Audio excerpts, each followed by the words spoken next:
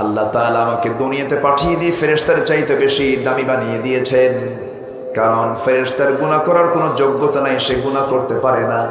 বান্দার গুনাহ করার যোগ্যতা থাকার পরও বান্দা গুনাহ করে না, এই জন্য বান্দার দাম ফেরেশতার চাইতে বেশি। জোরে বলে সুবহানাল্লাহ। আমরা অনেক দামি হতে থাকতে চাই, সম্মান নিয়ে চলতে চাই, কিন্তু সেই সম্মান মর্যাদা আমাদের টিকে রাখার জন্য আমাকে আগে এক নাম্বার বান্দা হতে হবে, গোলাম হতে হবে। কার? আল্লাহর গোলামটা হতে হবে, একনিষ্ঠ গোলাম হতে হবে। আল্লাহকে মহব্বত করতে হবে, আল্লাহর হকটা আদায় করতে হবে। আল্লাহ তাআলা আমাকে যে দায়িত্ব দিয়ে দুনিয়াতে পাঠিয়েছেন সেই দায়িত্ব আমাকে পালন করতে হবে। পালন করতে গিয়ে যদি কোনো ভুল হয় সঙ্গে সঙ্গে বলতে হবে রব্বানা যালামনা আনফুসানা ওয়া ইল্লাম তাগফির লানা ওয়া তারহামনা লানাকুনান্না মিনাল খাসিরিন। আয় আল্লাহ তাআলা, আমি আমার নফসের উপরে জুলুম করেছি, তুমি যদি না মাফ করে দাও আমি ক্ষতিগ্রস্তদের অন্তর্ভুক্ত হয়ে যাব, মেহেরবানি করে মাফ করে দাও। আমরা এই দুনিয়াতে আল্লাহর কাছে মাফ চেয়ে নেব, গুনাহ হয়ে যাবে, মাফ চাইবো কার কাছে? আসতে বলবেন না, কার কাছে মাফ চাবো? কিন্তু এই পৃথিবীতে বেঁচে থাকতে গেলে সবচাইতে বড় চ্যালেঞ্জ হলো গুনাহ করা না গুনাহ না করা। গুনাহ করা না গুনাহ না করা। দু একটা নফল, দু একটা জিকির আজকার আপনার জীবন থেকে বাদ গেলে তেমন কোনো ক্ষতি হবে না, কিন্তু সবচেয়ে বড় চ্যালেঞ্জ হলো আমার জীবনে আমার আমল নামায় যেন গুনার বোঝা যেন বেশি না ভারী হয়। গুনাহমুক্ত থাকা, আমাকে আপনাকে গুনাহমুক্ত থাকতে হবে, এটা একটা চ্যালেঞ্জ। আমার জীবনে গুনাহ হতেই পারে, হবেই, কিন্তু গুনাহটা যেন আমার সেই গুনাহ না হয় যে গুনাহগুলো মাফের অযোগ্য, সেই জাতীয় কোনো গুনাহ করা যাবে না। আল্লাহ রাব্বুল আলামিন আমার ক্ষেত্রে কত উদার, তিনি বলছেন ইন তাজতানিবু কাবাইরা মা তুনহাউনা আনহু নুকাফির আনকুম সাইয়্যাতিকুম ওয়া নুদখিলকুম মুদখালান কারীমা। বান্দারা, তুমি যদি তোমার জীবন থেকে বড় বড় গুনাহগুলোকে তোমার জীবন থেকে মাইনাস করতে পারো, আমি আল্লাহ তোমার ছোট ছোট গুনার দিকে তাকাবো না, আমি তোমার সমস্ত গুনাহগুলোকে মাফ করে সম্মানজনক জান্নাত আমি তোমাকে দিয়ে দেব। গুনাহ করলে কয়েকটা ক্ষতি। আল্লাহ রাব্বুল আলামিন বলেন গুনাহ করবি, গুনাহ তোমাকে ঘেরাও করে ফেলবে। আল্লাহ বলছেন বালা মান কাসাবা সাইয়্যাতান ওয়া আহাতাত বিহি খাতিআতুহু উলাইকা আসহাবুন নার হুম ফিহা খালিদুন। বান্দা, তুমি পাপ করবি, পাপ তোমাকে ঘেরাও করে ফেলবে। যখন কোনো বান্দা পাপ করে তার মধ্যে 7টা বদগুণ চলে আসে, 7টা খারাপ দিক তার মধ্যে চলে আসে। একটু মনোযোগ দিয়ে শুনবেন, পাপ করলে 7টা খারাপ দিক চলে আসে। 1 নাম্বার, সে নির্লজ্জ হয়ে যায়, লজ্জা জ্ঞান তার মধ্যে থাকে না, সে যা ইচ্ছা তাই করতে পারে, নির্লজ্জ হয়ে যায়। যেমন আপনারা জানেন কিনা, আজ থেকে 1 যুগ আগের ঘটনা, জাহাঙ্গীরনগর ইউনিভার্সিটিতে একটা ছেলে ধর্ষণ করেছিল 100টা ধর্ষণ সেঞ্চুরি করার পর সে আবার প্রকাশ্যে মিষ্টি বিতরণ করেছে। তাহলে পাপ করলে কি হয়? মানুষ নির্লজ্জ হয়। কি হয়? লজ্জা থাকে না, লজ্জাটা হেরে যায় তার কাছ থেকে। এত বড় একটা অপরাধ করে ফেললো, তার শাস্তি কি হলো জানেন? শুধু বলল মানিক এগুলো করতে নেই, দুষ্ট ছেলে, এতটুকুই তার শাস্তি হলো। কি আমার কথা কি বুঝতেছেন আপনারা? শাস্তি কি এমন হওয়া উচিত ছিল? পাপ করলে পরে 7টা ক্ষতিকর দিক তার মধ্যে চলে আসবে। 1 নাম্বার, সে নির্লজ্জ হবে। নাম্বার 2, তার সৌন্দর্য নষ্ট হয়ে যাবে।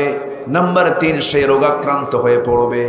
নাম্বার 4, রিজিকটা তার বরকত শূন্য হয়ে যাবে। কোটি কোটি টাকার মালিক হবে, কিন্তু পরিবারে এসে দেখবে বউটা লাইন মারে, ছেলেটা ইয়াবা খায়, মেয়েটা চরিত্রহীনা, সুখ পাবে না, শান্তি পাবে না, পাপ করবেন, পাপ আপনাকে ঘেরাও করে ফেলবে। নাম্বার 5 হলো সবাই ওই লোকটাকে ঘৃণা করবে।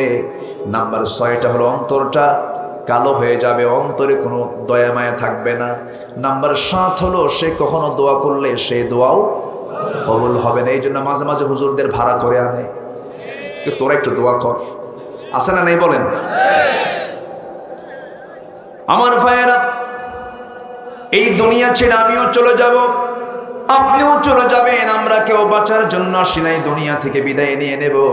কিন্তু আল্লাহ বলছেন, বান্দারে এমন কিছু কিছু পাপ আছে যে পাপগুলো করলে আমি তোকে মাফ করব না, সেই গুনার দিকে তুই যাবি না। তবে সবচাইতে ভয়ঙ্কর পাপ কিন্তু নামাজটা ছেড়ে দাও, যদিও দুনিয়াতে শাস্তিটা কম, কিন্তু আখিরাতে নামাজটাকে ছেড়ে দেওয়া, নামাজকে নষ্ট করার শাস্তি সবচাইতে ভয়াবহ। সূরা মারিয়ামের ভিতরে আল্লাহ রাব্বুল আলামিন 59 নম্বর আয়াতে বলেছেন, ফাখালাফা মিন বা'দিহিম খালফুন আদাউস সালাতা ওয়াত্তাবাউশ শাহাওয়াত ফাসাউফা ইয়ালকাউনা গায়্যা। যে বান্দা নামাজকে নষ্ট করবে, নামাজ যে ব্যক্তি নষ্ট করবে, নামাজকে ছেড়ে দেবে, অথবা নামাজটাকে পড়তে নিয়ে যে ব্যক্তি অবহেলা করবে, এই চরিত্র যাদের মধ্যে থাকবে, ওয়াত্তাবাউশ শাহাওয়াত, এবং শাহাওয়াতের এই প্রবৃত্তির যে দাসত্ব করবে, এই দুইটি বড় অপরাধ যার মধ্যে থাকবে, আল্লাহ রাব্বুল আলামিন বলছেন অচিরেই ফাসাউফা ইয়ালকাউনা গায়্যা, আমি তাকে অচিরেই শুধু জাহান্নাম নয়, জাহান্নামের গর্ত, গাই নামক গর্তের মধ্যে আমি তাকে ঢোকাবো। জোরে কর নাউযুবিল্লাহ। তাফসীরে এসেছে গাই নামক গর্তটা এত ভয়ঙ্কর, যে গাই নামক গর্তটা এত ভয়ঙ্কর, জাহান্নাম পর্যন্ত গাই গর্তকে ভয় পায়, এত ভয়ঙ্কর সেই গর্তের নাম হলো গাই। আল্লাহ বলছেন সেই গাই নামক গর্তের মধ্যে যে ব্যক্তি নামাজ ছেড়ে দেবে, আমি তাকে ওই গর্তের মধ্যে ঢুকাবো। জোরে বলি নাউযুবিল্লাহ। আজকে সমাজে নামাজি বেশি না বেনামাজি বেশি? ভালো করে বলবেন, নামাজি বেশি না বেনামাজি বেশি? মানুষ বেশি না চোর বেশি? হ্যাঁ, ভালো করে বলবেন। হ্যাঁ,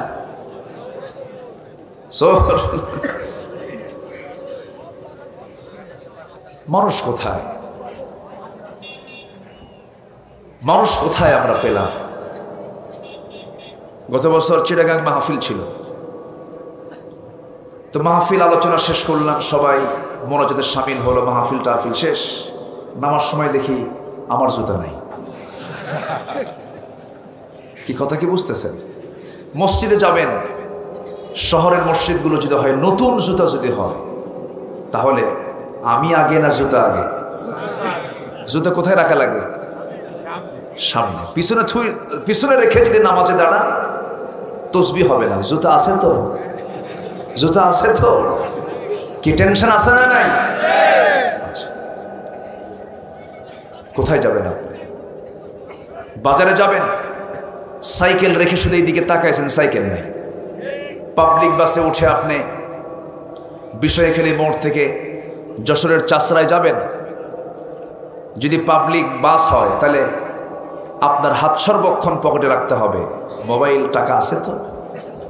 তাহলে এই যে সিচুয়েশন তৈরি হয়ে আছে, এটা কি মুসলিম সমাজের বৈশিষ্ট্য? আসতে বলে, মুসলিম সমাজের বৈশিষ্ট্য না। কোনো রিভার্ব দিবেন না, রিভার্বের দরকার না, একদম ফ্রেশ। মুসলিম সমাজের বৈশিষ্ট্য এগুলো নয়। মুসলিম সমাজ কাকে বলে? একজন মুসলমান সারা রাত দরজা খুলে রাখবে, কেউ কারো সম্পদের দিকে তাকাবে না। সানা থেকে হাজরামাউত পর্যন্ত, অর্থাৎ টেকনাফ থেকে তেতুলিয়া পর্যন্ত, একজন নারী রাতের অন্ধকারে একাকিনী নিঃসঙ্গে যাবে, একটা পুরুষ তার দিকে তাকানোর সাহস পাবে না, আল্লাহর ভয়ে।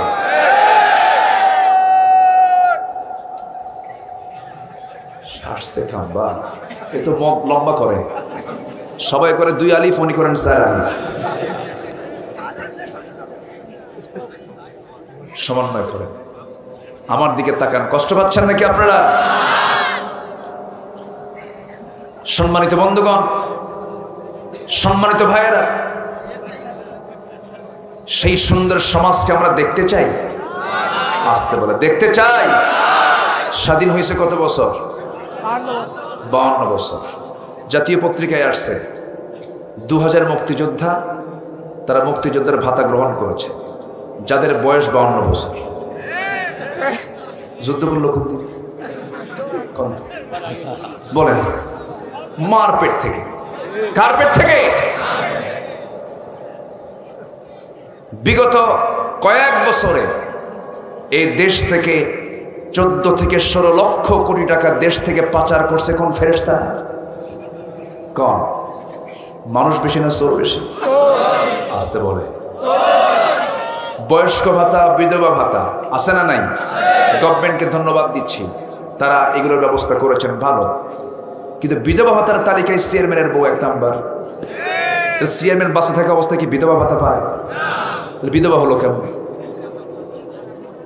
আছে না নাই? আসতে বলবেন না, আছে না নাই? আচ্ছা, এরপরে বোনের সম্পত্তি ভাই মেরে খায়, এরকম লোক তো জেনাইদা নাই। গোড়ায় কিন্তু হাত দিচ্ছি। বোনেরা মনে মনে চিন্তা করতেছে ভালো করে, এখন ভাই কিছু বসে আছে। আছে আছে আছে না নাই?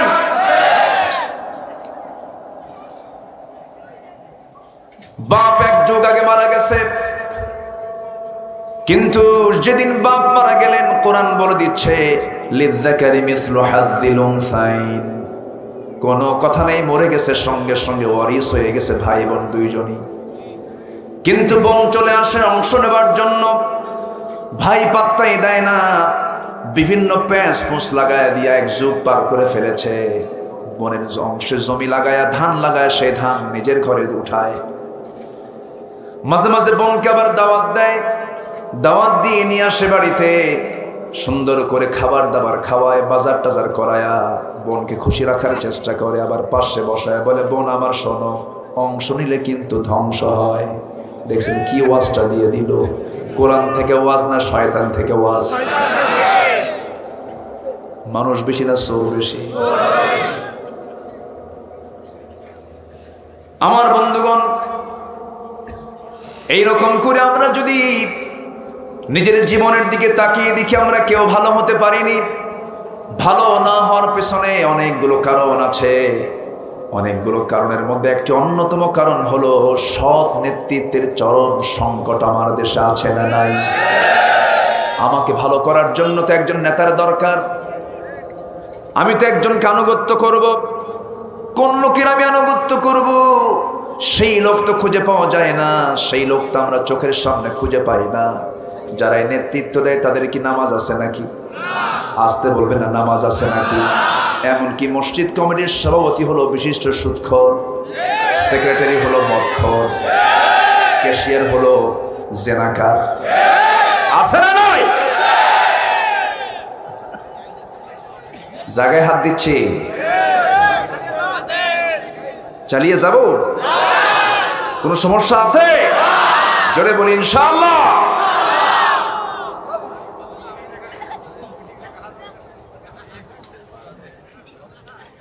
মসজিদ কমিটির সভাপতি ক্ষমতার দাপট দেখায়া সুদখোর হয়ে গেছে সভাপতি, কিন্তু মসজিদ কমিটির দায়িত্ব পালন করবে কারা? কোরআনে মনে হয় আয়াতটা বাদ গেছে। আয়াত আছে না নাই? ইন্নামা ইয়ামুরু মাসাজিদাল্লাহি মান আমানা বিল্লাহ। মসজিদের দায়িত্ব পালন করবে তারাই, ঈমান আনবে যারা, নামাজ কায়েম করবে যারা, আল্লাহকে ছাড়া ভয় করবে না অন্য কাউকে যারা, এই সমস্ত ব্যক্তি মসজিদের দায়িত্ব পালন করবে। এখন কমিটির যদি মূল 3টা পদে যদি সুদখোর, জেনাকার আর মদখোর যদি দায়িত্ব পালন করে, খতিব কি কথা বলতে পারবে নাকি? খতিব কথা বলবে কেমনে? হঠাৎ করে একদিন খুতবা দিতে নিয়ে আলোচনার মধ্যে বলছে, লা তাকুলুর রিবা দাআফা মুদাআফা, তোমরা চক্রাকারে সুদের কারবার কইরো না। হঠাৎ করে বলতে নিয়া খতিবের চোখের সঙ্গে ওদের চোখের আই কন্টাক্ট হয়ে গেছে, চোখে চোখ পড়ে গেছে। চোখে চোখ যখন পড়ে গেছে, খুতবা শেষ, নামাজ শেষ, সভাপতি সামনে এসে বলে, হুজুর আপনি আয়াত করেছেন, সুদের বিরুদ্ধে কথা বলছেন, ভালো কথা, কিন্তু আপনি আমার দিকে নজরটা দিলেন কেন? আছে না সমস্যা? আছে না নাই? আমরাই তো সভাপতি বানিয়েছি। উচিত ছিল এই সমস্ত বেনামাজি মক্খর শরাবখোরদেরকে ঘাড় ধাক্কা দিয়ে পথ থেকে বের করে দেওয়া। এটার দায়িত্ব আমাদের আছে না নাই? আছে না নাই? সূরা আলে ইমরানের 104 নম্বর আয়াতটা কি আমরা অস্বীকার করব? সূরা আলে ইমরানের 104 নম্বর আয়াতে আল্লাহ রাব্বুল আলামিন বলছেন, ওয়ালতাকুম মিনকুম উম্মাতুন ইয়াদউনা ইলাল খায়রি ওয়া ইয়া'মুরুনা বিল মা'রুফি ওয়া ইয়ানহাউনা আনিল মুনকার। তোমাদের ভিতরে অবশ্য এমন একটা দল থাকা দরকার, যে দল মানুষকে সৎ কাজের আদেশ দেবে, অসৎ কাজের বাধা দেবে। এই দায়িত্ব আমাদের আছে না নাই? আসতে বলবেন না, আছে না নাই? কিন্তু সমাজে আজকে সৎ কাজে বেশি না অসৎ কাজ বেশি? ভালো কাজ বেশি না খারাপ কাজ বেশি? খারাপ কাজের পরিমাণটাই বেড়ে গেছে। এই খারাপি বন্ধ করার জন্য আমাকে আপনাকে কাজ করতে হবে। আল্লাহ রাব্বুল আলামিন আরেক জায়গায় বলছেন, ও বান্দা তোমার পরিচয় তুমি জেনে নাও, আমি তোমাকে এই দুনিয়াতে কেন পাঠিয়েছি। কুনতুম খায়রা উম্মাতিন উখরিজাত লিন-নাসি তা'মুরুনা বিল মা'রুফি ওয়া তানহাউনা আনিল মুনকার ওয়া তু'মিনুনা বিল্লাহ। তোমরা শ্রেষ্ঠ জাতি, মানুষের কল্যাণের জন্য তোমাদেরকে পাঠানো হয়েছে। তোমরা কি করবে? সৎ কাজের আদেশ দেবে, অসৎ কাজের বাধা প্রদান করবে, আর ঈমান আনবে কার উপরে? আসতে বলবেন না কার উপরে? সমাজের কিছু লোক আছে, এই সমস্ত লোকগুলো নামাজও পড়তে চায়, কিছু লোক আছে নামাজও পড়তে চায়, মদের বোতলও খেতে চায়। আছে না নাই বলেন? নামাজও পড়ে, আবার জিনার কাজও করে, নামাজও পড়ে, আবার সুদের কারবারও করে। দুই দিকে ডাবল স্ট্যান্ডার্ড। এই চরিত্র কি ইমানদারের চরিত্র না মুনাফিকের চরিত্র? ওই লোকের মতো ঈশ্বরের মতো এক চোর গেছে কোরবানির আগে নামাজ পড়তে, জুমার নামাজ। কোরবানির আগের জুমার দিন জুমার খতিব সাহেব কোরবানির তাৎপর্য নিয়ে ওয়াজ করছে, কোরবানি দিলে অনেক সোয়াব। এই সোয়াবের আধিক্যতা দেখে চোরের মধ্যে শখ জাগছে, আমাকে যেমন করি হোক কোরবানি দিতে হবে। প্রয়োজনে চুরি করে হলো, গরু চুরি করতে গেছে, চুরি করে আনছে। ফজরের সময় মসজিদের সামনে দিয়ে যায়, ইমাম সাহেব ফজর নামাজ পড়ার জন্য ওযু করার জন্য বাইরে বের হয়েছে। বলতেছে, কি ব্যাপার তুমি এত রাতে হাতে গরু? ব্যাপারটা কি? হুজুর পেঁয়াজ তো আপনি লাগাই দিয়েছেন। কেন? ওয়াজ করছেন আপনি, গরু আনলাম আমি। কে তুমি গরু আনছো? কি কোথা থেকে আনছো? হুজুর চুরি করে আনছি। কি করবা? কুরবানি দেবো। আমি কি চুরি করে কুরবানি দিতে বলছি? তা বলেননি, কিন্তু আমি একটু গবেষণা করে দেখলাম, আপনি যে বললেন কোরবানির যে সোয়াব, এই সোয়াবকে আর মিস করা যায়? আমাকে কোরবানি দিতেই হবে, চুরি করে আনছি, দেব কোরবানি। কোরবানির সোয়াব আর চুরি করার গুনাহ, প্লাস মাইনাসে মাইনাস, মাঝখান থেকে আমার গোশত খাওয়া বোনাস। এরকম উল্টাপাল্টা হিসাব কষা কিছু লোক সমাজে আছে না নাই? আসতে বলবেন না, আছে না নয়? রসুলকে নামাজে মানবা, রসুলকে মিষ্টি খাওয়াতে মানবা, দাড়ি রাখাতে মানবা, রসুলকে মানবে তুমি সুন্নত নামাজে। এরপর রসুলকে মানবে তুমি যে সমস্ত সুন্নাহ আদায় করলে পরে কোনো ঝুট ঝামেলা নাই, ওই সমস্ত জায়গায় তুমি রসুলের সুন্নাতকে মানবা। দাঁত ভাঙ্গা সুন্নতকে মানবা না। রসুল যে রাজনীতিবিদ ছিলেন, রসুল যে রাষ্ট্রনায়ক ছিলেন, সেই জায়গায় তুমি তাকে মডেল বানাবা না। তুমি প্রতারক, তুমি মুনাফিক, ঠিক কি না? এরকম টাইপের লোক সমাজে আছে না নাই? আসতে বলবেন না, আছে না নাই? এরকম হওয়া যাবে না। আমাকে হতে হবে ইমানদার। কি হতে হবে বলেন? কি চোর না ভালো মানুষ? বলেন, চোর না ভালো মানুষ? চোর কাকে বলে জানেন? যে নামাজই পড়ে না। নামাজ যে পড়ে না, তার চেয়ে বড় চোর আছে? আসতে কয়, তার চেয়ে বড় চোর আছে? নামাজ পড়বো কয় ওয়াক্ত? আসতে বলবেন না, কয় ওয়াক্ত নামাজ? 5 ওয়াক্ত নামাজ। 5 ওয়াক্ত নামাজ আমাকে আপনাকে পড়তে হবে। নামাজটাকে কখনো ছেড়ে দেওয়া যাবে না। আমার নবীজি নামাজের ব্যাপারে সবচাইতে বেশি গুরুত্ব দিয়েছেন। নামাজ যার আছে তার ঈমানটা আছে, নামাজ যার নাই তার ঈমানটা কখনো সহি থাকতে পারে না। আল ফারকু বাইনাল মুমিন ওয়াল কাফির তারকুস সালাহ। কাফির এবং মুমিনের মধ্যে পার্থক্য সৃষ্টি করে দেয় হলো নামাজ। কিন্তু সেই নামাজ ভিত্তিক সমাজ কিন্তু আজকে নাই। যে নেতা নামাজ পড়বে না সে কখনো নেতৃত্ব দেওয়ার যোগ্যতা রাখে না, ঠিক কিনা বলেন? আমাদের সমাজে এমন নেতাও আছে না নাই? যে সমস্ত নেতাগুলো নামাজ না পড়ে সে নেতৃত্ব দিতে চায়, ইমানদারদের দায়িত্ব হলো মুখে জুতা মারা। রাজি আছেন কারা কারা? হাত উঁচু করে দেখা।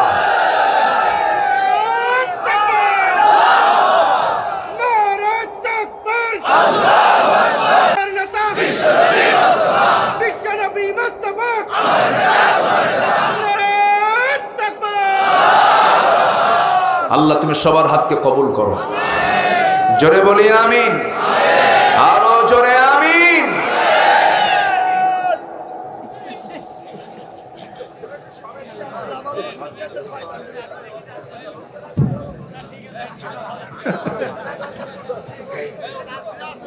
এই সাসারে এখানে নিয়ে আসেন। এই সাসাই এখানে আসেন, এখানে আসেন। তাহলে কথা আমার দিকে তাকান। কষ্ট পাচ্ছেন কি? আলোচনা চালিয়ে যাব, আলোচনা চালিয়ে যাব। নামাজ আছে যার ঈমান ঠিক আছে তার, নামাজ আছে যার নেতৃত্ব ঠিক আছে তার, নামাজ ঠিক নাই যার নেতৃত্ব দেওয়ার যোগ্যতা নাই তার। সোজা কথা, যে আল্লাহকে ফাঁকি দেবে সে জনগণকেও ফাঁকি দেবে। ফাঁকি তো বহু পাইছি আমরা, ফাঁকি পাইছি না? বহু ফাঁকি তো পেলাম। বঙ্গবন্ধুর একটা কথা প্রায় আমার কানে বাজে।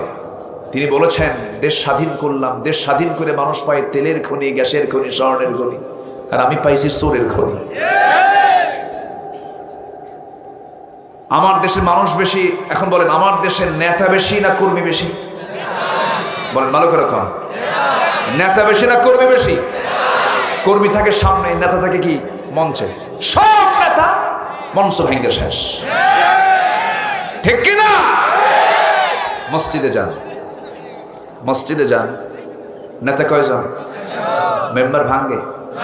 অশান্তি আছে, গন্ডগোল আছে, ফালাফালি আছে, কিলেকিলি আছে?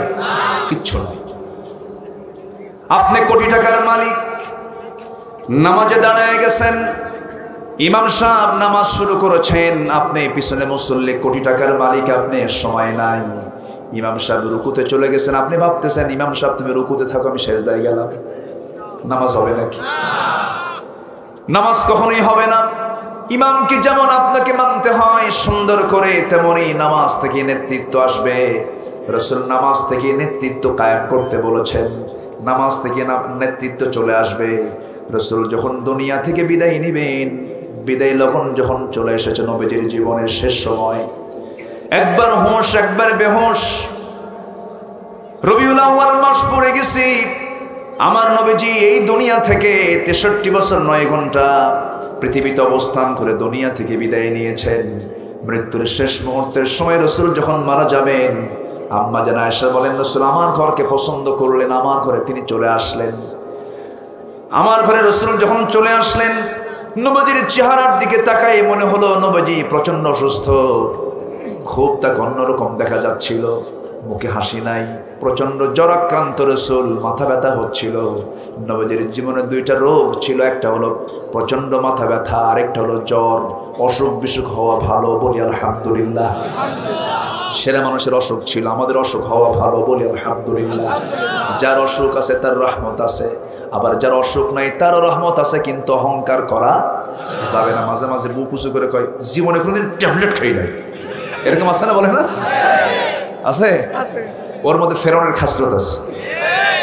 ফেরাউনের কিন্তু অসুখ বিসুখ হয় নাই, ও মাতব্বরি করতে খুব। আমার নবী অসুস্থ হয়ে পড়েছেন, নবীজি জ্বরাক্রান্ত। আম্মা জান আয়েশা রাসূলকে শোয়া দিয়া মাথায় পানি ঢেলে দিলেন।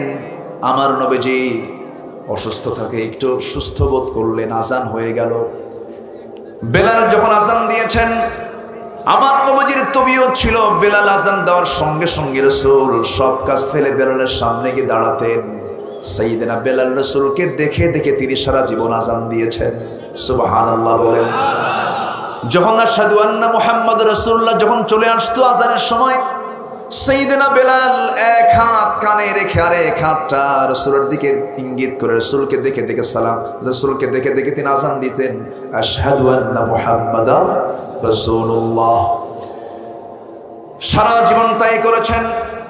কিন্তু আমার নবীজি প্রচন্ড অসুস্থ, বিছানায় কাতরাচ্ছেন। রাসূল বলছেন, আয়েশা বেলাল তো আজান দিল, নামাজে যাওয়া দরকার, একটু উঠি।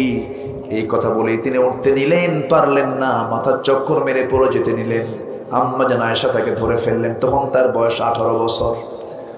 আম্মা জান আয়েশা তাকে ধরে ফেললেন, আস্তে করে আবার শোয়া দিয়ে বলছেন, ইয়া রাসূলুল্লাহ মনে হয় আপনি উঠতে পারছেন না। রাসূল বলছেন, আয়েশা আমার দেহ দেখে মনে হচ্ছে আমার বুঝি জামাতে আর নামাজ আর কিসমতে নাই, আমি মনে হয় জামাতে নামাজ পড়তে পারবো না। ওরে আয়েশা আমার মন চাচ্ছে মসজিদে চলে যাই, কিন্তু পারলাম না। মনে হয় তুমি তোমার আব্বা আমার প্রিয় সাহাবী আবু বকরকে ডাক দিয়ে বলো, আমার সাহাবী আবু বকর যেন আমার মুসল্লায় দাঁড়ায় নামাজটা পড়ায়। মানে আমার পরবর্তী খেলাফতের দায়িত্ব পালন করবে কে? ইশারা দিলেন কোন জায়গায়? নামাজে। নামাজের নেতৃত্ব দেবে যে, সেই সমাজের নেতৃত্ব দেবে। আমার নবীজি এই ইঙ্গিত যখন দিয়ে দিলেন, নামাজ শুরু হয়ে গেল। সাইয়েদনা আবু বকর সিদ্দিক রাদিয়াল্লাহু তাআলা আনহু যখন আমার নবীর মুসল্লায় গিয়ে দাঁড়ালেন, সাহাবায়ে কেরামদের মধ্যে হাওমা করে কান্না শুরু হয়ে গেল। আহারে নবীর পিছনে নামাজ পড়েছি, আর বুঝি নবীর পিছনে নামাজ পড়তে পারবো না আমরা। নতুন ইমাম চলে এলো, সাইয়েদনা আবু বকর নামাজ শুরু করেছেন, তিনিও কান্দেন। আহারে নবীর পিছনে নামাজ পড়বো, আজকে কেমন পরিবেশ হয়ে গেল। সাহাবীদের কান্নার আওয়াজ নবীর কানে চলে গেছে। নবীজি হুজরা খানা থেকে বলছে না, ওরে আমার আয়েশা আমাকে একটু শক্ত করে ধরে নিয়ে যাও জানালার কাছে। জানালার কাছে নিয়ে যাওয়া হলো। আমার নবীজিকে সেই জায়গায় একটু শক্ত করে ধরলেন। রাসূল নামাজের দৃশ্যগুলো দেখতেছিলেন। নবীজির চোখের কোনা বেয়ে বেয়ে টপ টপ করে পানি পড়ছিল। আম্মা জান আয়েশা বলছেন, ইয়া রাসূলুল্লাহ আপনি কাঁদেন কেন? আপনার সাহাবীরা তো নামাজ পড়ে। এ তো কান্নার কোনো কারণ নয়। আমার নবীজির সঙ্গে সঙ্গে বলছেন, ওরে আয়েশা আমার চোখের পানি যে দেখতে পাচ্ছ, এই চোখের পানি আমার দুঃখের জন্য নয়, এটা আমার চরম আনন্দের জন্য আমার চোখের পানি বের হচ্ছে। চরম আনন্দের কান্না আমার এটা। ওরে আয়েশা এই যে আমার সাহাবীরা আজকে কাতারে কাতারে সুন্দর করে নামাজ নিরাপদে আদায় করছে। ওরে আয়েশা তুমি হয়তো শুনেছ, তুমি তো জানো নাই, তুমি তো দেখো নাই, আমি মক্কায় যখন নামাজ পড়তে গেছি কাবার চত্বরে দাঁড়ায়া অথবা সাইবা মুগিদারা আমার পিঠের উপরে পচা নারী ভুঁড়ি চাপায়া দিয়েছে। ওঠের পচা নারী ভুঁড়ি চাপায়া দেওয়ার কারণে মুখ থুবড়ে আমি জমিনে পড়ে গেছি। আমার মেয়ে ফাতিমা সেই জায়গা থেকে আমাকে উদ্ধার করেছে। আমার সাহাবীরা নামাজ পড়েছে, ওই কুরাইশরা লাত মানাত উজ্জা ওই সমস্ত মূর্তিগুলো হাতের মধ্যে ঢুকায় দিয়েছে, পায়ের মধ্যে ঢুকায় দিয়েছে। এই নামাজ কায়েমের সংগ্রাম করতে গিয়ে তায়েফের ময়দানে মানুষ আমাকে মারতে মারতে পাগল বানায়া ফেলে আমাকে রক্তাক্ত করে দিয়েছে। মাথার রক্ত জুতার তলার সঙ্গে জমাট বেঁধে গেছে। আমি বেহুশ হয়ে জমিনে পড়েছিলাম। আমার এই নামাজ কায়েমের আন্দোলন করতে গিয়ে মক্কার মানুষ আমাকে রাষ্ট্রদ্রোহিতার মামলা দিয়া দেশ থেকে বিতাড়িত করেছে। আমি হিজরত করে মক্কা থেকে মদিনায় এসেছি। এই মদিনায় আসার পরও বদর প্রান্তর যুদ্ধ করে আমার সাহাবী 14 জন শাহাদত বরণ করেছে। ওহদের ময়দানে আমার সবচেয়ে কাছের চাচা আমির হামজাকে তারা মেরে ফেলে দিয়া শহীদ করে বুকটা চিড়ে কলিজা বের করে নিয়েছে। ও আমার আয়েশা এই নামাজ কায়েমের সংগ্রাম করতে গিয়ে আমার দুটো দাঁত হেরে গেছে। খন্দকের ময়দানে পরীক্ষা খনন করতে গিয়ে আমার কোমরটা কুঁজো হয়ে গেছে। দেখো না কোমর সোজা করে হাঁটতে পারি না আয়েশা। ওরে আয়েশা সেই এত যন্ত্রণা, এত কষ্ট, এত জীবন সবকিছু উৎসর্গের বিনিময়ে আজকে এই যে নামাজটা কায়েম হয়েছে, এই দৃশ্য আমার চোখ থেকে পানি বের করে দিয়েছে আয়েশা। আয়েশার আমি মনে হয় বাঁচবো না, আমি মনে হয় দুনিয়া থেকে বিদায় নিয়ে নেব, আমাকে শোয়া দাও। শোয়া দেওয়া হলো, রসুলকে শোয়া দিয়া রসুলকে শোয়া দেয়া আম্মা জান আয়েশা চুপ মেরে তাকে দেখছেন। এমন সময় রসুল মুস্কি হাসি মেরে বলছেন, আয়েশা মনে হয় বাঁচবো না, আমি একটা মেসওয়াক দেওয়া যায় নাকি, দেখো তো মেসওয়াকটা আনো। মেসওয়াকের জন্য যখন বলা হলো, আম্মা জান আয়েশা উঠবেন কেমনে, রসুলকে তিনি শোয়া রেখেছেন তার উরুতে। এমন সময় তারা বড় ভাই আব্দুর রহমানকে ডাক দিয়ে বলছেন, ভাই আব্দুর রহমান একটা মেসওয়াক এনে দাও তো। মেসওয়াক আনতে গেছেন, মেসওয়াক এনেছেন। মেসওয়াকের আগাটা শক্ত দেখে আম্মা জান আয়েশা ভাবলেন রসুল বুঝি কষ্ট পাবেন। মেসওয়াকের আগাটা তিনি চাবায়া চাবায়া নরম করে দিলেন। নরম করে দিয়া আমার নবীজির হাতে যখন দিয়ে দিলেন, আমার নবীজি মেসওয়াকটা হাতের মধ্যে নিয়া আগে মেসওয়াক শুরু না করে আয়েশার মুখের থুতু মেসওয়াকের আগে লাগানো ছিল, সেই থুতুগুলো আমার নবীজি চুষে চুষে পান করছেন আর মুস্কি মুস্কি হাসি দিয়ে বলছেন, আয়েশা রে একটু হক আদায় করলাম, আমি তোমাকে দারুণ ভালোবাসি। আম্মা জান আয়েশা বলেন, আমি নিজেকে ধন্য মনে করি, আল্লাহ তাআলা আমাকে 9টা শ্রেষ্ঠত্ব দান করেছেন। নাম্বার 1, আমি একমাত্র স্ত্রী, যে স্ত্রীর রসুলকে আল্লাহ তাআলা নিজে নির্দেশ দিয়ে আমাকে বিয়ের অর্ডার দিয়েছেন। আমি একমাত্র কুমারী স্ত্রী, 9 বছর বয়স আমার বিয়ে হয়েছে, 13 বছর নববধূ হয়ে নবীর ঘরে পদার্পণ করেছি। আমি জিবরাইলকে নিজের চোখে দেখেছি, আমি রসুল একসঙ্গে বিছানায় শুয়ে থাকতাম, আমি থাকা অবস্থায় ওহী নাযিল হতো। এরপর আমি নিজেকে ধন্য মনে করি, নবীজি আমার ঘরকে তিনি পছন্দ করেছেন জীবনের শেষ সময়টা কাটানোর জন্য। আমার উরুতে মাথা রেখে রসুল দুনিয়া থেকে তিনি তার জীবনটা চলে গেছে, তিনি মৃত্যুবরণ করেছেন আমার উরুতে মাথা রেখেই। এবং আমি নিজেকে ধন্য মনে করি, আমার মুখের লালাটা খেয়ে রসুল দুনিয়া থেকে বিদায় নিয়েছেন। রসুল দুনিয়া থেকে বিদায় নেবেন, বিদায় লগন যখন চলে এসেছে, রসুল আমাকে ডাক দিয়ে বলছেন, আয়েশা মনে হয় আমি দুনিয়া থেকে বিদায় নিয়ে নেব। সহি বর্ণনা, দেখো তো আমার ফাতিমা কোথায় গেল, ফাতিমাকে ডেকে আনা হলো। রসুল দেখছেন ফাতিমার চোখ বেয়ে বেয়ে পানি পড়তেছে। রসুল বলছেন, ফাতিমা তোর কান্দন আমার ভাল লাগে না রে, কাছে আয়। কানের মধ্যে মুখ ঢুকিয়ে দিয়ে বলছেন, আয় ওরে ফাতিমা, আমিও মরে যাব, তুইও মরে যাবি, কবরের জিন্দেগিতে তোর সঙ্গে আমার প্রথম সাক্ষাৎ হয়ে যাবে। আম্মা জান আয়েশা বর্ণিত হাদিস, ফাতিমার কান্না বন্ধ হয়ে গেল। মৃত্যুর কথা শুনলে মানুষ ভয় পায়। ফাতিমা হাসতে হাসতে বিদায় নিয়ে নিলেন। আমার রসুল দুনিয়া থেকে বিদায় নেবেন, বিদায় নেওয়ার আগে বলছেন, আয়েশা আমি মনে হয় দুনিয়া থেকে বিদায় নেব রে, তোমাকে আমি সর্বশেষ একটা হাদিস বলে যাই। মহিলাদের মধ্যে সবচেয়ে বেশি হাদিস বর্ণনা করেছেন আম্মা জান আয়েশা সিদ্দিকা রাদিয়াল্লাহু তাআলা আনহা। আম্মা জান আয়েশা সিদ্দিকা রাদিয়াল্লাহু তাআলা আনহা সবচেয়ে বেশি হাদিস তিনি সংরক্ষণ করেছেন, এত মেধাবী তিনি ছিলেন। 7টা দিন ধরে আমার নবী বয়ান করছেন সাহাবীদের মাঝে। রসুল একদিন বললেন, ও সাহাবীরা 7 দিন আমি কি বলেছি কে সম্পূর্ণ বলতে পারবে? কেউ সম্পূর্ণ বলতে পারে নাই। রসুল বলছেন, আয়েশা আমি কি বলেছি বলো তো। তিনি প্রথম থেকে শেষ পর্যন্ত সব বললেন, একটা শব্দ পর্যন্ত তিনি বাদ দেন নাই। এই আম্মা জান আয়েশা রসুলকে বিদায় জানাবেন, রসুল দুনিয়া থেকে বিদায় নেবেন। মালাকুল মউত যখন তখন চলে আসবে। শুধু রসুল বলছেন, আয়েশা রে আমি দুনিয়া থেকে বিদায় নেব, তবে তোমাকে একটা লাস্ট মেসেজ দিয়ে যাই, আমার পরিবারের জন্য নয়, আমি আমার পরিবারের কারো কিছু করে যেতে হবে তার জন্য বলছি না, আমার লাস্ট মেসেজটা হলো আমার উম্মতের জন্য। আমার উম্মত যেন জাহান্নাম থেকে বাঁচার জন্য যেন একটা জিনিস কখনো না ছেড়ে দেয়, সেটা হলো আসসালাত। আসসালাত আইমা মালাকাত আইমানুকুম, আমার উম্মতরা যেন কখনো 5 ওয়াক্ত নামাজ না ছেড়ে দেয়। বুকটা পড়ে যায়, সমাজে কত হুকুম আসে, কত আইন কানুন আসে, কিন্তু নামাজের কোনো আইন কানুন আছে নাকি? আসতে বলবেন না, আছে নাকি? যে নেতা আপনাকে জাহান্নাম থেকে বাঁচানোর উপকার করতে পারবে না, যেই দল আপনাকে জাহান্নাম থেকে বাঁচানোর জন্য কোনো কথা বলতে পারে না, সেই দল আমরা করতে পারি না। সেই দল করব যে দল আমার আখিরাতে কাজে লাগবে। ঠিক কিনা বলেন? নামাজ আছে যেখানে আমরা আছি সেখানে, নামাজ নাই যেখানে আমরা নাই সেখানে, সেই জায়গায় আমরা যাব না। নামাজ 5 ওয়াক্ত পড়বো আমরা। আল্লাহ তাআলা সূরা মারিয়াম, কোন সূরা বলেন কোন সূরা? মারিয়ামের ভিতরে আল্লাহ রাব্বুল আলামিন বলছেন, 2টা অপরাধ করবে তুমি, আমি তোমাকে একটা গর্তের মধ্যে ফেলবো। সেই গর্তের নাম মনে আছে কিনা জানি না। গাই, বলেন কি? গাইয়ুন, আমি তোমাদেরকে জাহান্নামের সেই ভয়াবহ গর্তের মধ্যে আমি তোমাদেরকে জোর করে ঢুকায় দেব। এত ভয়ঙ্কর সেই গর্ত। 1 নম্বর অপরাধ হলো খালফুন আদাউস সালাত, যারা নামাজটাকে নষ্ট করে ফেলেছে তারাই সেই নামক গর্তের বাসিন্দা হবে। এবং যারা নফসের তাবেদারি করেছে, নফসের দাসত্ব করেছে, নফস তো খারাপ কিছু চায়, নফস ঠকাতে চায়, নফস মিথ্যা কথা বলতে চায়, নফস গীবত করতে চায়, নফস পরশ্রীকাতরতা দেখাতে চায়, নফসের যে দাসত্ব করবে আমি তাকে হয় নামক গর্তের মধ্যে ঢুকাবো। এরপরেও তাফসীরে কুরতুবীর ভিতরে এসেছে আরো 6টা অপরাধ যার জীবনে থেকে যাবে, আল্লাহ তাআলা তাদেরকেও হয় নামক গর্তের মধ্যে ঢুকাবেন। আরো 6টা অপরাধ শুনবেন। আগ্রহ আছে সবার? সবার কি আগ্রহ আছে? বলি আলহামদুলিল্লাহ, জোরে বলি আলহামদুলিল্লাহ। এই জনপদ তো আলেম, এই জনপদ তো দ্বীনের জনপদ, ইসলামের জনপদ। বলি আলহামদুলিল্লাহ। গোটা দেশেই মাহফিলে যায়, মাহফিলের শ্রোতাগুলো দেখি, কিন্তু এই এলাকার শ্রোতাগুলো দেখে মনে হয় সব ওমর মেজাজের শ্রোতা। বলি আলহামদুলিল্লাহ।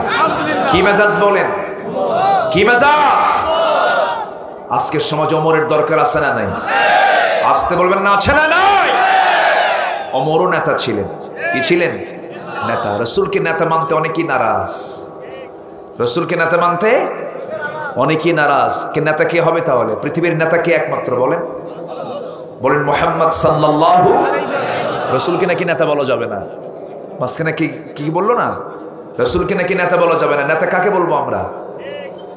নেতাকে নেতা শব্দটাকে কলঙ্কিত করেছে কিছু নেতা নামের অসভ্য লোক, ঠিক কিনা? নবীদের পরিচয় তো নেতাই। ক্বালা ইন্নী জাইলুকা লিন-নাসি ইমামা, আমি ইব্রাহিম তোমাকে গোটা মানুষের নেতা বানিয়ে দিয়েছি। যেরকম সুবহানাল্লাহ। নবীরাই তো নেতা হবে। নেতাকে চোর হবে? আজ থেকে নেতাকে চোর হবে?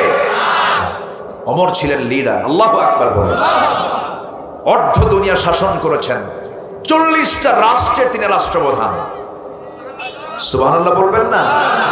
জোরে বলেন সুবহানাল্লাহ। তার হাতে মধুর একটা বোতল এসেছে। কিসের বোতল? মধুর বোতল। এক বোতল মধু রাষ্ট্রের পক্ষ থেকে এসেছে।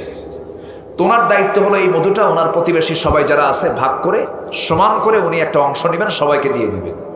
তো মধুর বোতল নিয়ে বাড়িতে এসে বউটাকে ডাক দিয়ে বলছে, বউ আমার, মধুর বোতলটা তুমি সুন্দর করে প্রতিবেশী যে কজন আছে সুন্দর করে ভাগ করে সবার হাতে হাতে সমান করে দিয়ে দাও।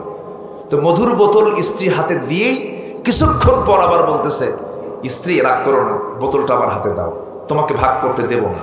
বলেন তো গন্ডগোল লাগতে পারে? পারে কিনা বলেন? বউ তো সবার বাড়িতে আছে, লাগতে পারে তো? মন খারাপ হয়ে গেছে স্ত্রী, কিন্তু স্ত্রী মন খারাপ হলে হবে কি? ওমর ফারুক সিদ্ধান্ত চেঞ্জ করে ফেলেছে। বোতলটা নিয়ে প্রতিবেশীর ঘরে গিয়ে একজনকে দায়িত্ব দিয়ে এসে বললেন যে সমান ভাগে ভাগ করে আমার যে অংশটা সেটা আমাকে তুমি বুঝাইয়া দিবা। তো ওনার হাতে যে অংশটা, ওনার যে অংশ উনি এবার নিয়ে এসে বলতেছেন, বউ এখন তোমাকে এই বোতলটা দিলাম, নাও আমাদের যে অংশটা। কিন্তু মনটা খারাপ। স্ত্রী বলছেন, স্বামী আমার, আপনি আমাকে মাইন্ড করলেন, আমি কি ওজনে কম বেশি করব? সাইয়েদনা ওমর ফারুক বললেন, শোনো, আমি তোমাকে বিশ্বাস করি, তুমি আমার স্ত্রী, তুমি আমার সন্তানদের মা, আমি তোমাকে সম্মান দিয়েছি, মর্যাদাও দিয়েছি, কোনো সমস্যা নাই, আমি তোমাকে অবশ্যই রেসপেক্ট করি, তুমি আমার সংসারটা দেখো, আমার সংসারটা পরিচালক তুমি পরিচালনা করো। কিন্তু আমি তোমাকে আগে মধুর বোতল দিলাম যখন, সেই সময় ভাবলাম এই মধুর বোতলটা তুমি সুন্দর করে ভাগ করে সবার হাতে হাতে দিয়ে দিবা, কিন্তু পরক্ষণে চিন্তা করলাম মধু তো তরল জিনিস, লিকুইড জিনিস, এই লিকুইড তরল জিনিসটা যখন তুমি ভাগ করতে যাবে, সেই ভাগ করার সময় কিছু অংশ মধু 2 ফুট হোক 3 ফুট হোক তোমার হাতের মধ্যে লেগে যাবে। এই হাতে লেগে থাকা মধু তো তুমি সমান ভাগে ভাগ করতে পারবে না, অন্তত ওইটুকুন মধু তো আমাদের মধ্যে বেশি আসতে পারে, এই আশঙ্কায় আমি তোমাকে দায়িত্ব না দিয়া অন্য একজনকে দায়িত্ব দিয়েছি। এটা হলো নেতার বৈশিষ্ট্য। এটা কিসের বৈশিষ্ট্য বলেন? নেতার বৈশিষ্ট্য। রাষ্ট্রের কাছে কিছু আপেল এসেছে। কি এসেছে? আপেল এসেছে। ওমর ফারুকের নিজের সন্তান, সে আপেলের কাছে এসে একটা আপেল, ওই জায়গা থেকে একটা আপেল বের করে মুখের মধ্যে তুলে নিয়েছে। সাইয়েদনা ওমর ফারুক যখন দেখলেন আপেলটা নিয়ে সন্তান মুখের মধ্যে তুলে নিয়েছে, মানে খলিফা ওমর ফারুক এত বড় রাষ্ট্রপ্রধান, বর্ণনায় পাওয়া যায় তার ছেলে পর্যন্ত ওই আপেল জীবনে চোখে দেখে নাই। ওই সময় সে জীবনে চোখে দেখেছে প্রথম। ওই আপেলটা মুখের মধ্যে যখন তুলে নিয়েছে, সাইয়েদনা ওমর ফারুক মুখের মধ্যে নখ ঢোকায়া জোর করে সেই আপেলটা বের করে সেই জায়গায় রেখে দিলেন। ছেলেটা কাঁদতে কাঁদতে চিৎকার করে করে মার কাছে গিয়ে বলছে, মা, আব্বা আমার মুখ থেকে ফলটা কেড়ে নিয়েছে, সব খুলে নিয়েছে, আমাকে খেতে দেয় নাই। কিছুক্ষণ পর ওমর ফারুক যখন গেলেন, বউ বলতেছে, আমিরুল মুমিনিন, আমরাও তো অংশ পাবো, আমরাও তো কিছু ফলমূল পাবো, আমাদের অংশতে কিছু আপেল চলে আসবে। অন্তত সন্তানটা যেটা মুখে দিয়েছিল, মুখের মধ্যে হাত দিয়া জোর করে বের করার কারণটা কি দরকার ছিল? এতটুকু জুলুম কি করার দরকার? ওমর ফারুক কেঁদে কেঁদে বলছেন, আমার স্ত্রী, আল্লাহর কসম করে বলি, আমি সন্তানকে আমি কখনো কষ্ট দিতে চাই নাই, কিন্তু আমি সন্তানের মুখ থেকে ওই আপেলটা এই জন্য বের করে নিয়েছি। আমরা যে আপেলটা যে অংশে পাবো, যে কয়টা আপেল পাবো, ওই কয়টা আপেলের মধ্যে যে এই আপেলটাই আমার অংশে পড়বে, তার গ্যারান্টি কি? সুবহানাল্লাহ বলবেন না? জোরে বলেন সুবহানাল্লাহ। এগুলো হলো নেতার বৈশিষ্ট্য। আন তুআদ্দুল আমানাতি ইলা আহলিহা ওয়া ইযা হাকামতুম বাইনান নাসি আন তাহকুমু বিল আদল ইন্নাল্লাহা নি'মা ইয়া'iদুকুম বিহ। তোমরা তোমাদের আমানতটাকে ঠিক রাখবে। যার আমানত আছে তার ঈমানটা ঠিক আছে, যার আমানত ঠিক নাই তার ঈমানটা ঠিক নাই। ঈমানদারদের বৈশিষ্ট্য আল্লাহ তাআলা বিখ্যাত 7টা বৈশিষ্ট্যের কথা বলেছেন সূরা মুমিনুনে। কয়টা বৈশিষ্ট্য বলেন?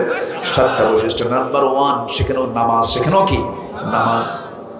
আল্লাহ রাব্বুল আলামিন যেখানেই কথা বলেছেন সেখানে নামাজের কথাটা আগে বলেছেন।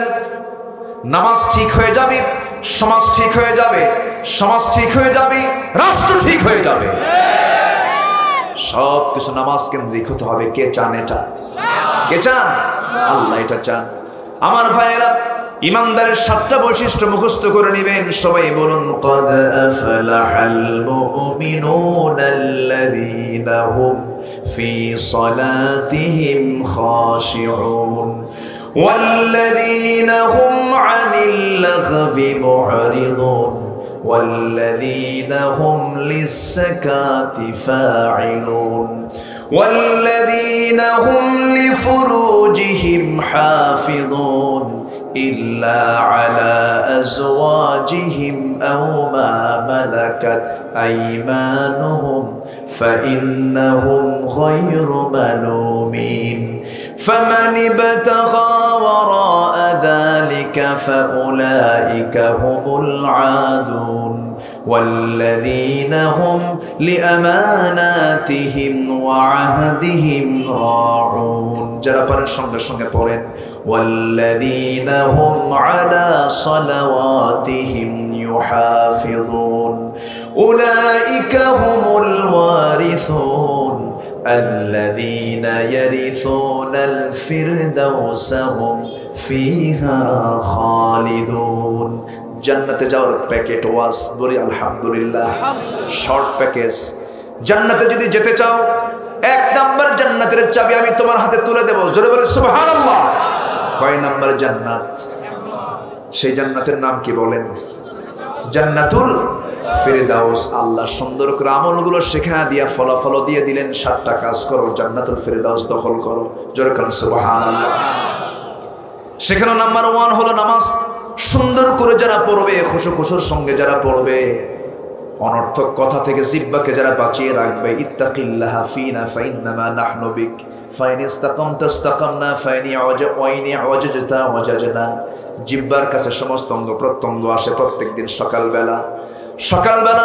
জিহ্বার কাছে এসে মাথা বলে, চোখ বলে, হাত বলে, পা এসে বলে ইত্তাকিল্লাহা ফিনা। জিহ্বা, তুমি আমাদের জন্য আল্লাহকে ভয় করো, তুমি হলো আমাদের দেহের সেন্টার। তুমি জিহ্বা ঠিক থাকবে, আমরাও ঠিক থেকে যাব। তুমি জিহ্বা ঠিক থাকবে না, আমরাও ব্যাঠিক হয়ে যাব। এই জন্য জিহ্বার লাগাম ধরার দরকার আছে না নাই? আসতে বলবেন না, আছে না নাই? যে জিহ্বাকে যত শান্ত রাখবি, যে জিহ্বাকে যত অবসরে রাখবে, সে তত নিরাপদে থেকে যাবে। জিহ্বা আমরা ব্যবহারটা খুব কম করব, যতটুকু ব্যবহার করব ভালো কাজে ব্যবহার করব। নাম্বার 3 হলো যারা কি করবে, যাকাতটা ঠিক মতো আদায় করবে।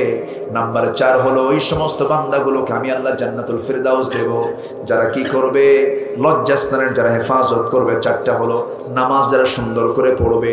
নাম্বার 2 জিহ্বাকে ঠিক রাখা। নাম্বার 3 যাকাত ঠিক মতো আদায় করা। নাম্বার 4 লজ্জাস্থানের হেফাজত করা। নাম্বার 5 ওয়াদা ঠিক রাখা। নাম্বার 6 হলো আমানত ঠিক রাখা। নাম্বার 7 আবার নামাজ দিয়ে শেষ করলেন, যারা নামাজটার ব্যাপারে যত্নশীল হবে আল্লাহ বলছেন বান্দা আমি তোমাকে জান্নাতুল ফিরদাউসের মালিক বানাইয়া দেব। জোরে বলি সুবহানাল্লাহ। জান্নাতুল ফিরদাউসটা কোথায়? কোথায় বলেন? হ্যাঁ, মহেশপুর। কিছু কথা বলেন আপনারা। এই ওঠে কেন? এই যে ভাই রে, ও ভাই, ও ভাই, কোনো খবরই নেই। আমার একটা বৈশিষ্ট্য কি জানেন? মাহফিল থেকে সামনের লোক উঠলেই আমার ওয়াজ হেরে যায়, আমি ওয়াজ খুঁজে পাই না। একটু বসেন না, এত দূর কষ্ট করে আসলাম, সবাইকে নিয়ে যদি দোয়াই না করতে পারি, তুরস্কের মানুষগুলোর কি অবস্থা দেখেন না। তা আপনি চলে যাচ্ছেন দোয়া না কইরা, একটু দরদ দরকার আছে না? দরদ দরকার আছে না? তাদের জন্য দরদি না হলে তো আমরা বিপদে পড়ে যাবো। সবার জন্য দোয়া হবে। এত লোক পাবেন কোথায় আপনি? তুরস্ক, সিরিয়ার কি কি কঠিন সময় পার হচ্ছে। আহারে, ছোট্ট বোন ছোট্ট ভাইকে ধরে রেখেছে 17 ঘন্টা। এই সেন্স কে দিয়েছেন? এই মোহাব্বত কে দিয়েছেন? আল্লাহ দিয়েছেন। বোনরা ভাইদেরকে খুব ভালোবাসে, কিন্তু ভাই বোনকে খুব ঠকায়। আমাদের খুব অভ্যাস খারাপ আছে। আমার মায়েরা খুব খুশি, হুজুর ভালো করে খাও।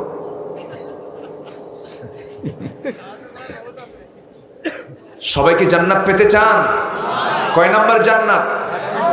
কয় নাম্বার জান্নাত? আমরা 7টা কাজ করব, জোরে বলি ইনশাআল্লাহ। আর গায়ব এবং গর্ত থেকে বাঁচার জন্য 6 ধরনের গুনাহ আমরা করব না। আরো 6 শ্রেণীকে আল্লাহ তাআলা জাহান ওই সেই গর্তের মধ্যে ঢুকাবেন। ওটা বলি আমি শেষ করে দেব।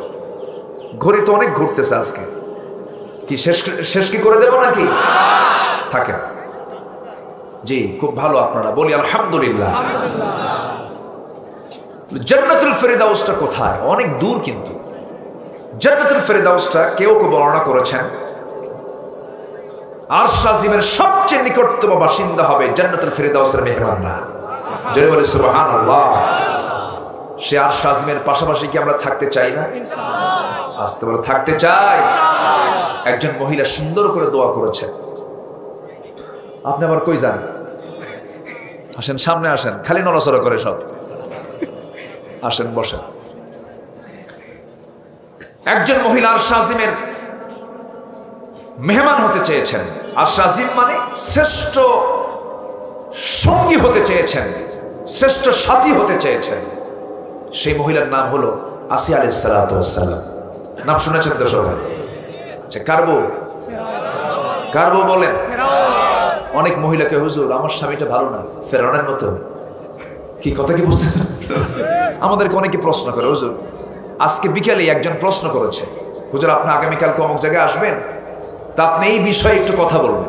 হ্যাঁ, এই আমার স্বামী ভালো না, এই ওই। মেয়েদের মধ্যে স্বামীর সুনাম বেশি না দুর্নাম বেশি? বলেন তো। এই অভ্যাসটা কি ভালো? আজ থেকে এই অভ্যাসটা কি ভালো? যদি কিছু হয় সামনাসামনি বলা উচিত, অথবা মুরব্বীকে বলা উচিত। থার্ড পারসনকে, যে সমস্ত মহিলার স্বামীর কোনো বদনাম গায়, ওই মহিলার অবশ্যই এই অপরাধ থেকে ছোট না বড়, স্বামীর দোষ থাকতে পারে। দুজন মিলে অ্যাডজাস্ট করবেন। না হলো মুরব্বীকে বলবেন, যাকে বললে কাজ হবে তাকে বলবেন। গোটা দুনিয়া বলে বেড়ায়, আছে আসতে বলে, আছে না নাই? তোমার স্বামীটা কেমন? কত মানুষই না কাউয়া আছে, এরকম আছে না? না, এগুলো করা যাবে না। আসিয়া আলাইহিস সালাতু ওয়াস সালামের স্বামীটা ছিল ফেরাউন। কত সভ্য লোক এই মহিলার স্বামী। আসিয়া আলাইহিস সালাতু ওয়াস সালাম ইসলাম কবুল করেছেন, দিন গ্রহণ করেছেন। এই রিপোর্ট ফেরাউনের কানে চলে গেছে। ফেরাউন বলতেছে, আসিয়া শুনলাম কি জানো, তুমি নাকি দিন গ্রহণ করেছো? হ্যাঁ, আমি যে আল্লাহকে মানি আপনি সে আল্লাহকে মানেন, আপনিও দিন আনেন, আপনি ইসলাম কবুল করেন, আপনি আমার স্বামী তো, আমার যৌবন আপনার কাছে, আমি আপনাকে ভালোবাসি, আপনি দিন গ্রহণ করে আপনিও জান্নাতের মেহমান হয়ে যান। যেরকম সুবহানাল্লাহ। ইমানদারের সব জায়গায় দাওয়াতি কাজ করে। এই কথা বলা মাত্রই ফেরাউন বলল, তুমি আমার সঙ্গে এরকম বেঈমানি করলা? দেখছেন, ওর বলে ইমান আছে। বেঈমানি মানে কি? আমার সঙ্গে এরকম প্রতারণা করলা, আমার শত্রু মুসার দিনকে তুমি গ্রহণ করলে। আসিয়া বলছেন, আমার স্বামী গো, এটাও বলতে ভুল করলেন আপনি, আমি তো মুসার ধর্ম গ্রহণ করি নাই, মুসার দিন আনি না, আমি দিন এনেছি কার? দিন গ্রহণ করেছি কার? আর সেই দিনের প্রচার করার জন্য আল্লাহ তাআলা নবী করে মুসাকে পাঠিয়েছেন। আমি রাসূল হিসাবে, নবী হিসেবে মুসাকে আমি বিশ্বাস করে নিয়েছি, কিন্তু আমার রবকে, আসতে বলবেন না, আমার রবকে। ফেরাউন সঙ্গে সঙ্গে বলে দিল, আসিয়া শোনো, দাম্পত্যময় জীবন চালালাম, আমি তোমাকে অনেক মর্যাদা দিয়েছি, ফার্স্ট লেডি তোমাকে করেছি আমি, এই রাষ্ট্রের তুমি হলে সেকেন্ড পজিশনে তুমি আছো, আমার পরেই তোমার স্থান, আমি তোমাকে অনেক সম্মানজনক জায়গায় রেখে দিয়েছিলাম, কিন্তু সিদ্ধান্ত হলো আমার পক্ষ থেকে চূড়ান্ত, তোমাকে দিন ছাড়তে হবে, দিন তোমাকে চেঞ্জ করতে হবে, আমাকে মানতে হবে তোমার। আসিয়া মিষ্টি মুখে বললেন, স্বামী আমার, আপনি যে প্রস্তাবটা দিচ্ছেন, আমি দুনিয়াটা ছেড়ে দেব, কিন্তু আমি জান্নাত তো ছাড়তে পারবো না, আমি তো জান্নাত ছাড়তে পারবো না, আমি আল্লাহকে পেতে চাই, জান্নাত পেতে চাই, আমি সমস্ত কিছু চাই না। এবার ফেরাউন চিন্তায় পড়ে গেল, কি করা যায়। মন্ত্রী পরিষদ নিয়ে বসলো, বসে বসে বড় বড় শত্রু সামনে বড় ঝোঁকের সম্মুখীন হয়ে যাবে, সিদ্ধান্ত চূড়ান্ত, তাকে দুনিয়া থেকে বিদায় করে দেওয়া হোক। আইন পাশ হয়ে গেল। পরক্ষণে এসে বলতেছে, আসিয়া শোনো, সংসার জীবন চালালাম, আমার দিকে একটু তাকায় দেখো, তোমার দেখো তো সিদ্ধান্ত চেঞ্জ করা যায় নাকি। আসিয়ার সঙ্গে সঙ্গে মিষ্টি মুখে বলে ফেললেন, স্বামী আমার, আমি আপনাকে সম্মানের চোখে দেখিয়ে বলছি, শুনুন আমার চূড়ান্ত কথা, আমার প্রতি অত্যাচার যত বাড়বে, আমার ঈমান তত পাকা হয়ে যাবে। জোরে বলে সুবহানাল্লাহ। তাহলে ঈমানদারের উপরে শাস্তি যত বেশি হয়, তার ঈমান তত পাকা হয়। আর মুনাফিকরা এই দিকেও যায়, ওই দিকেও যায়। ঈমানদাররা একদিকে থেকে থাকে কার পথে? কার অপেক্ষায়? আল্লাহর অপেক্ষায় থাকি। আসিয়া আলাইহিস সালাতু ওয়াস সালাম এমন সময় যখন চূড়ান্ত কথা বলে ফেলে দিলেন, এবারে ফেরাউন করলো কি, জাল্লাদ রেডি করে ফেললো, জাল্লাদ সামনে প্রস্তুতি নিয়ে নিল। ইবনে কাসিরের সহ অধিকাংশ তাফসীর এসেছে, এবার জাল্লাদ যখন সামনে দাঁড়ায় গেছে, হাতে করাত নিয়ে ভয়ঙ্কর চেহারা নিয়ে যখন তার সামনে দাঁড়ায় গেছে, আসিয়া আলাইহিস সালাতু ওয়াস সালাম চুল পরিমাণও ভয় পেলেন না। আসিয়া আলাইহিস সালাতু ওয়াস সালাম কি করলেন? ওই সময় সূরা তাহরিমে এসেছে, আসিয়া আলাইহিস সালাতু ওয়াস সালাম সঙ্গে সঙ্গে দুইটা হাত আসমান মুখে উঁচু করে আল্লাহকে লক্ষ্য করে তিনি সুন্দর একটা দোয়া পড়েছেন। সেই দোয়া, তার কিতাব ছিল তাওরাত কিতাব, আর তার দোয়াটা স্থান পেয়েছে আল্লাহর কালাম কোরআনে কারীমের মধ্যে। সুবহানাল্লাহ। আমাকে আপনাকে ওই দোয়া করার জন্য আল্লাহ তাআলা বলছেন। আসিয়ার দোয়াটা দেখেন, আসিয়া দোয়া কি করেছেন, এই দোয়াটা হলো আসিয়ার দোয়া।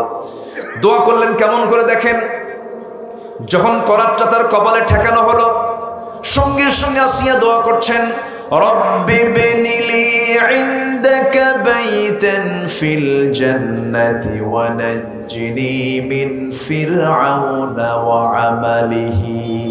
আয় আল্লাহ তাআলা, তুমি আমার জন্য, রব্বি বিনিলি, আমার জন্য বানায়া দাও, ইনদাকা, তোমার কাছে। তোমার কাছে মানে কার কাছে? আসতে বলেন না, কার কাছে? ইনদাকা যারা আরবি বোঝেন, ইনদা কি দূরে বোঝায় না, কাছে বোঝায়? কাছে বোঝায়। ইনদাকা আল্লাহ তোমার কাছে, বাইতান একটা ঘর, ফিল জান্নাহ, জান্নাতের মধ্যে। আল্লাহ তোমার কাছে ছোট্ট একটা ঘর আমি তোমার কাছে কামনা করলাম, সেই ঘরটা যেন হয় ফিল জান্নাহ, জান্নাতের মধ্যে তোমার কাছে যেন একটা ঘর হয়, অর্থাৎ তোমার দেওয়ালের সাথে লাগোয়া একটা ঘর যেন আমার হয়ে যায়। জোরে বলেন সুবহানাল্লাহ। আমার ভাইরা, তাহলে জান্নাত আমার আল্লাহর আরশ আজিমের পাশাপাশি মেহমান যদি আমরা হতে চাই, অবশ্যই আল্লাহ তাআলা বলছেন তোমাকে 7টা কাজ করতে হবে। নামাজ দিয়ে শুরু, নামাজ দিয়ে শেষ। এই জায়গায় আল্লাহ তাআলা নামাজ দিয়ে শুরু করেছেন, নামাজ নষ্ট করো না। এই নামাজ নষ্ট করলে, নফসের দাসত্ব করলে, মেয়ে মানুষ দেখলে ফেল ফেল করে তাকায় থাকে, এমন কিছু যুবক আছে না? নাই, মনে হয় কোনোদিন দেখে নাই। এ আছে নাকি? এই যুবকরা আসো না, এরকম কিছু আছে না যুবক? তুমি যে মেয়ের দিকে তাকায় আছো, পর নারীর দিকে তাকায় আছো, তোমার ঘরেও তো বোন আছে, তোমার ঘরেও তো নিজের মা আছে, সেই দিকে একটু তাকানো দরকার। এক সাহাবী নতুন ইসলাম কবুল করে রাসূলকে লক্ষ্য করে বলছেন, ইয়া রাসূলুল্লাহ, সব বাদ দেব কিন্তু জেনা বাদ দেব না। রাসূল বলছেন, সাহাবী জেনা যেহেতু বাদ দেবেন, আমি একটা প্রশ্ন করে কি, তোমার মার সঙ্গে জেনা যদি কেউ করতে আসে, হুজুর আমি তাকে জবাই করব। তোমার স্ত্রীর সঙ্গে যদি কেউ জেনা করতে আসে, হুজুর আমি সহ্য করতে পারবো না, মেয়ের সঙ্গে সহ্য করতে পারবো না। রাসূল বললেন, সাহাবী রে, জেনার যে তুমি অনুমতি চাও, তুমি যার সঙ্গে জেনা করতে যাবে সে তো কারো না কারো মা, কারো না কারো বোন, কারো না কারো মেয়ে। সাহাবীর চক্ষু বেয়ে টপ টপ করে পানি পড়ছে আর কেঁদে কেঁদে বলছেন, হুজুর আল্লাহর কসম করি আজকে থেকে সকল জেনার কাজ আমি বন্ধ করে দিলাম। জোরে বলি সুবহানাল্লাহ। যুবক, তোমার চরিত্রকে সুন্দর করতে হবে, সুন্দর এই সমাজটাকে সুন্দর করার জন্য যুবক তোমাকে এগিয়ে আসতে হবে। একটা মানুষের জীবনের সবচেয়ে বড় সম্পদ হলো উন্নত চরিত্র। কি চরিত্র বলো? যুবকরা, তোমাদের জন্য আমি 3টা মেসেজ দিয়ে যাব। কয়টা মেসেজ? 3টা কাজ করবা তুমি যুবক, তোমার জীবনে কোনো রিজিকের কোনো অভাব থাকবে না। তুমি 3টা কাজ করবে, আল্লাহ তাআলা তোমার রিজিকটাকে যা দিতেন আল্লাহ তার ডাবল বানায়া দিবেন। জোরে বলি সুবহানাল্লাহ। শুনবা শুনবা যুবকরা, আগ্রহ আছে তোমাদের? কি করি? সময় আছে? আছে সময়? ফজর কাজা হবে না তো? পড়বেন তো নামাজ? ফজর হবে তো ইনশাআল্লাহ? আর কতক্ষণ থাকবেন আপনারা বলেন?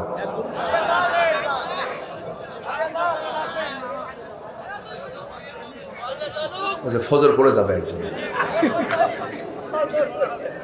আচ্ছা দেখা যাক, থাকেন আপনারা, আমি চলে যাই আর কি করব। খুব ভালো, জোরে বলি আলহামদুলিল্লাহ। সম্মানিত ভাইয়েরা, তাহলে গাই নামক গর্ত কোরআনে সরাসরি এসেছে 2 শ্রেণীর জন্য, গাই নামক গর্ত আর 6টা অপরাধ যারা করবে। 1 নম্বর হলো যারা জেনা করতে করতে পাকা জেনাকার, আর শাইখুজ জানি, আর শাইখুজ জানি, যারা বুড়া জেনাকার। আছে না? আসতে বলবেন না, আছে না? নাই। আল্লাহ তাআলা এই জেনাকারদেরকে ওই গাই নামক গর্তের মধ্যে ঢুকাবে। নাম্বার 2 হলো যারা মদ্যপায়ী, মদ পান করে করে পাকা হয়ে গেছে, মদ ছাড়তে পারে না, তাদেরকে গর্তের মধ্যে ঢুকানো হবে। তবে মদের দোকানদার ঢুকবে না।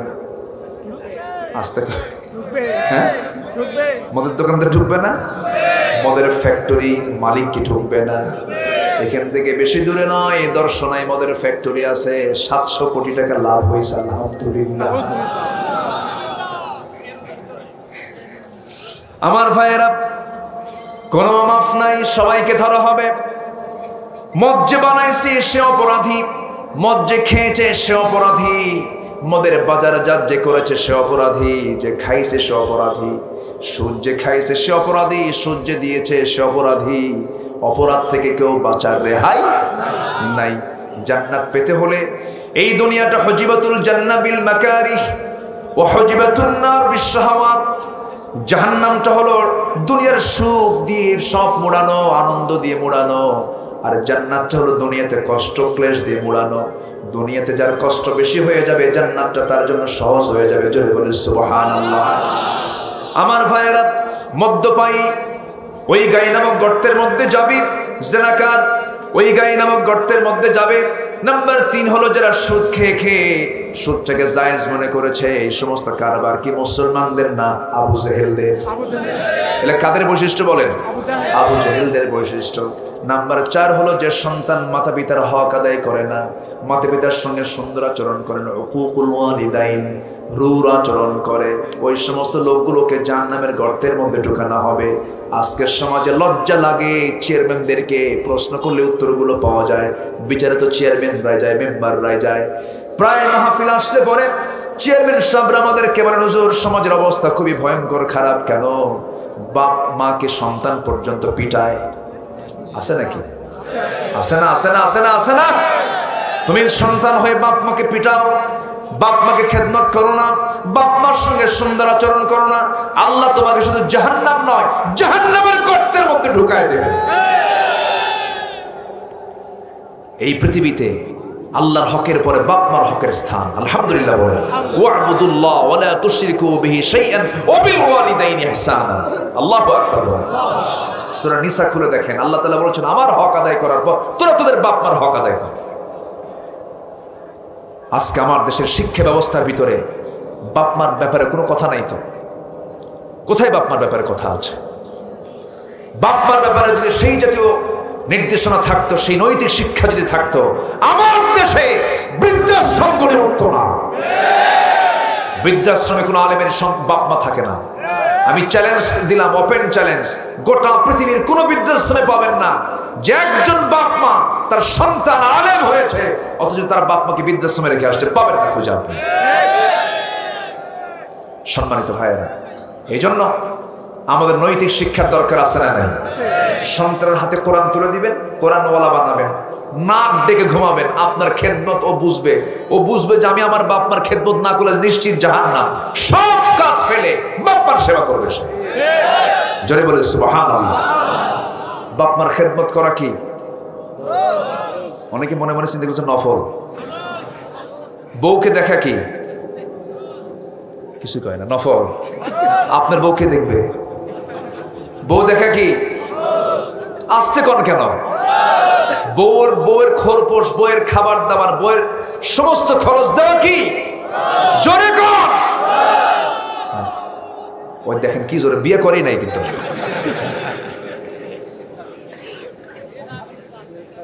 ও ওরা চেষ্টায় আছে। 14 ফেব্রুয়ারি আসতেছে তো, 14 ফেব্রুয়ারি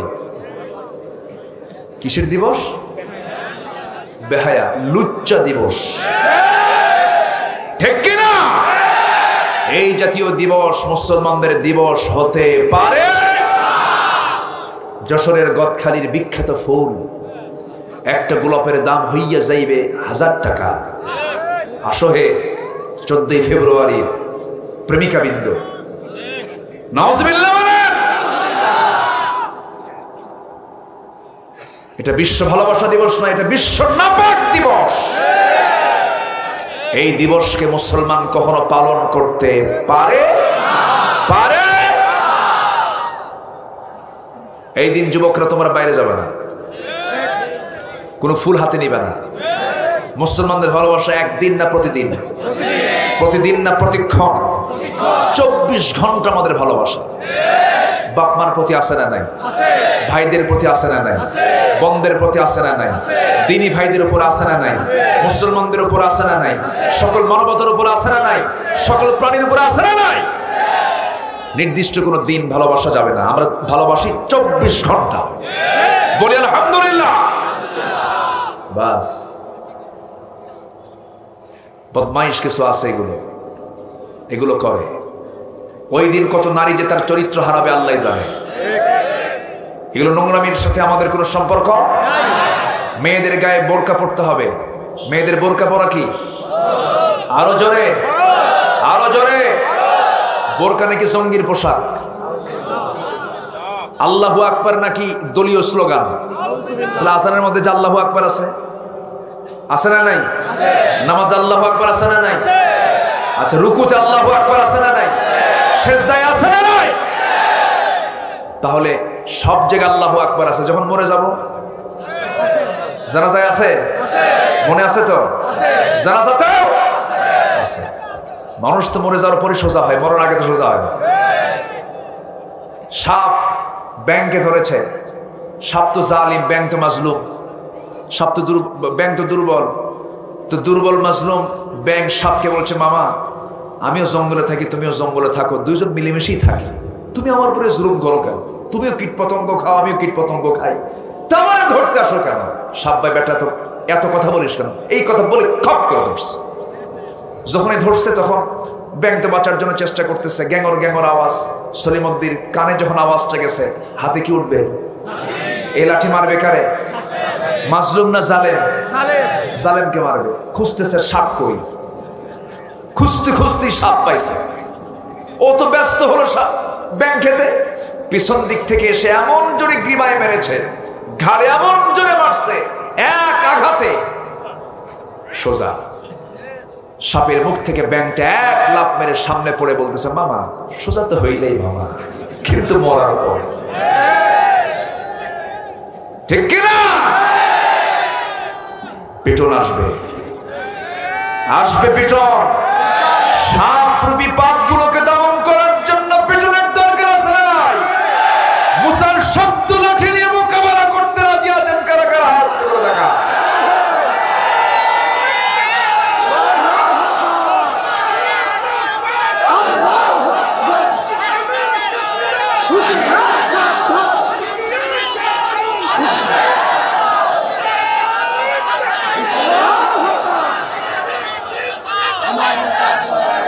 আল্লাহ তুমি সবার হাতকে কবুল করে, জোরে বলি আমিন, আরো জোরে আমিন। হাত নামান। সম্মানিত ভাইয়েরা, তাহলে এই তাকবীর ছিল, আছে, কালিমাতুল্লাহি হিয়াল উলিয়া ওয়া রাব্বাকা ফাকাব্বির। তুমি তোমার রবের নাম ছোট করে নিও না, বড় করে নাও। কার কথা? ইযা লাকিতুম ফিয়াতান ফাসবুতু ওয়াযকুরুল্লাহা কাসীরা। আল্লাহর নামটা তুমি বেশি করে নাও। ছোট আওয়াজে না বড় আওয়াজে?